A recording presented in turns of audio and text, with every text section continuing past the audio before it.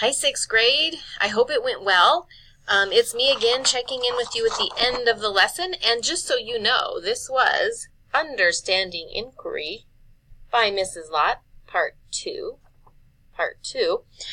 So let's just check before you leave class today to make sure you accomplished what we wanted you to accomplish and that you learned what we wanted you to learn. Today we wanted you to be able to answer questions using a database by investigating an article in your database. You could have used one of 4 different databases. We have Culturegrams, World, and Kids, Discover, World Book Discover, and World Book Student. Okay, and we wanted you to search those databases. So hopefully you were able to use a tool that would help you find the information quickly. And that would be skimming. Skimming those articles for the information you need is a smart way to do research. You're not reading every single word, but you're looking for headings, you're looking for bold words, you're looking for ideas that are going to answer your question quickly.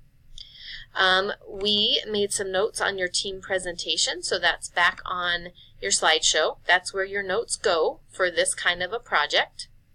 Hopefully you were able to do that.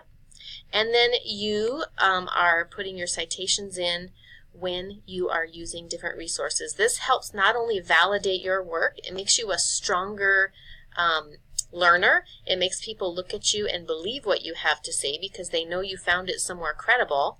But it also offers up someone a chance, if they wanted to know more than what you gave in your project, they could go to that article themselves and they could learn even more on their own if they were interested. So that's another reason that we use citations. Thank you for your hard work. I look forward to seeing you next time.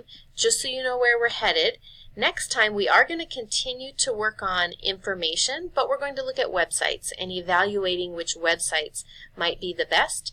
And then also we are going to finally look at some images and how images can enhance and what sources for your photos and your images that you should be looking for. So that's what's to come.